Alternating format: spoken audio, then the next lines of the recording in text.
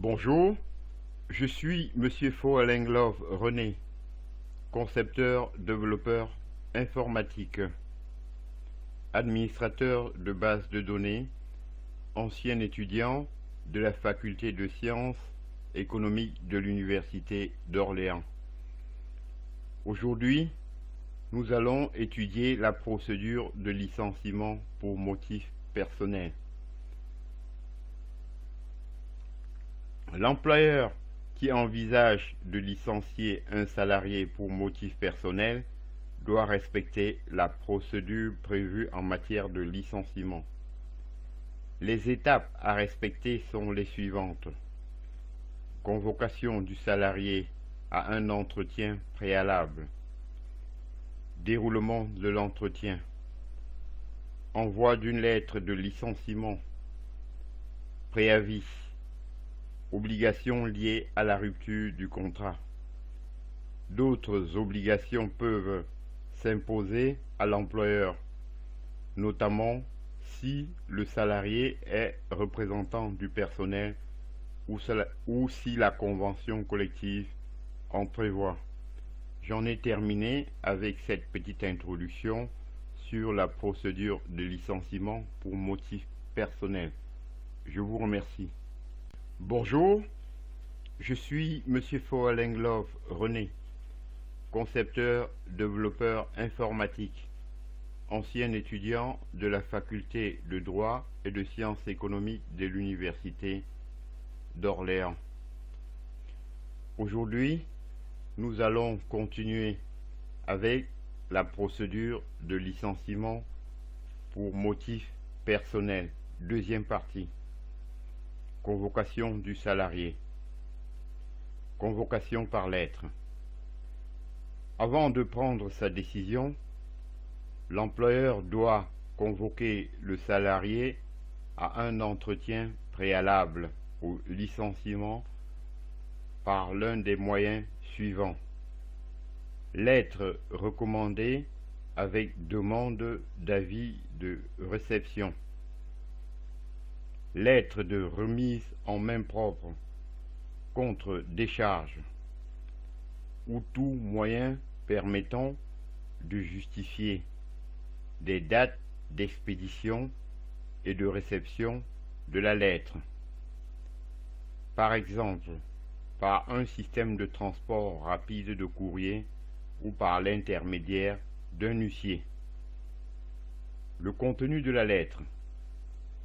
La lettre de convocation doit indiquer les éléments suivants. Objet de l'entretien entre le salarié et l'employeur, c'est-à-dire envisager le licenciement du salarié. La date, l'heure et le lieu de cet entretien. Possibilité pour le salarié de se faire assister durant l'entretien par une personne de l'entreprise. Et s'il n'y a pas de représentant du personnel dans l'entreprise, possibilité pour le salarié de se faire assister par un conseiller du salarié et précise les coordonnées de la mairie ou de l'inspection du travail afin que le salarié puisse s'y procurer la liste des conseillers. J'en ai terminé avec cette deuxième partie sur le motif de licenciement,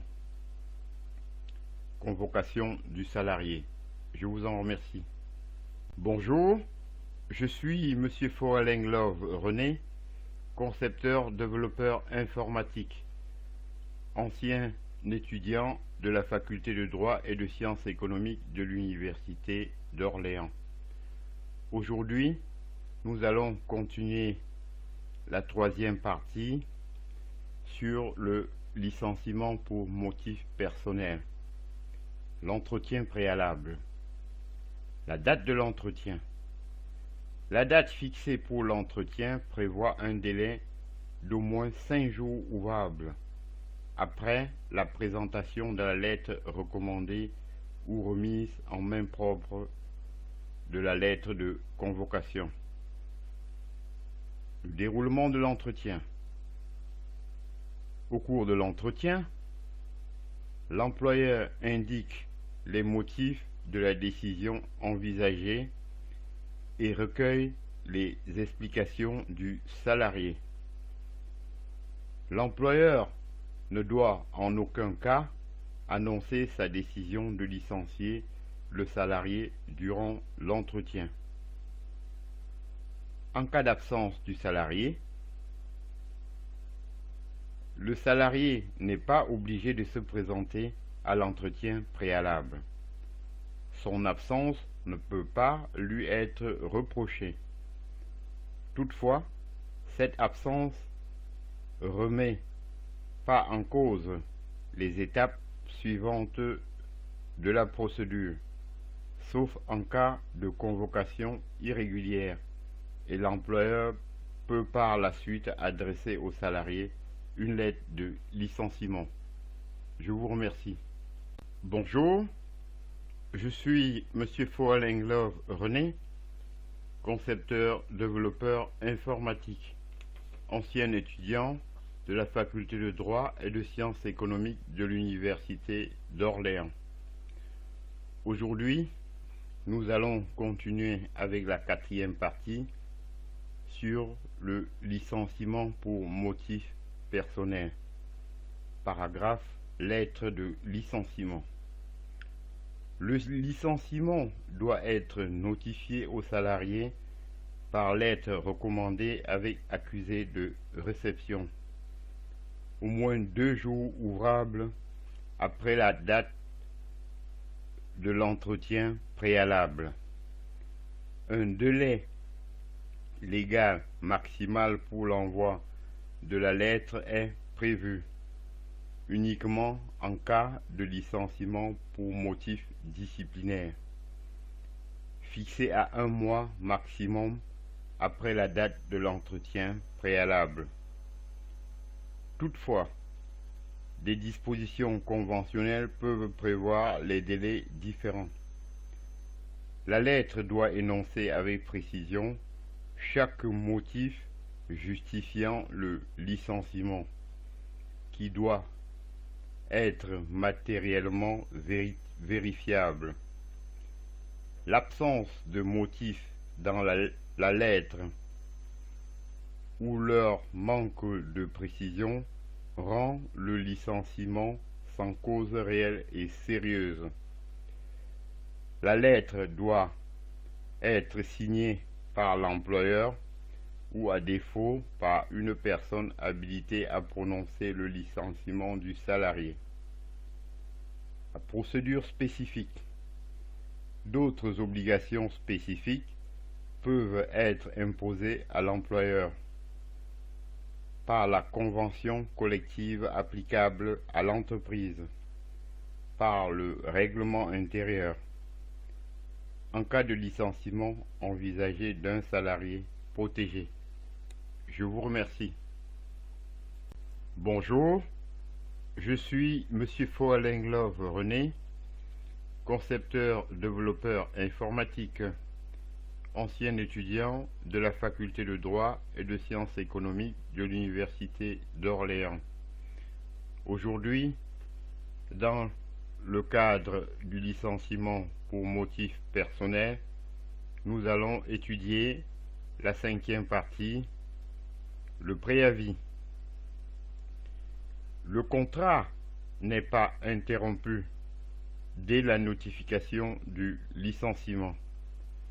Le salarié reste tenu d'exécuter un préavis, sauf s'il se trouve dans l'une des situations suivantes. Dispense du préavis par l'employeur. Licenciement pour faute grave ou faute lourde. Licenciement pour inaptitude. J'ai terminé et je vous en remercie. Bonjour, je suis Monsieur Foaleng-Love René, concepteur développeur informatique, ancien étudiant de la faculté de droit et de sciences économiques de l'université d'Orléans. Aujourd'hui, Dans le cadre de la continuité du cours sur le licenciement pour motif personnel, nous allons voir en sixième partie la fin de contrat de travail.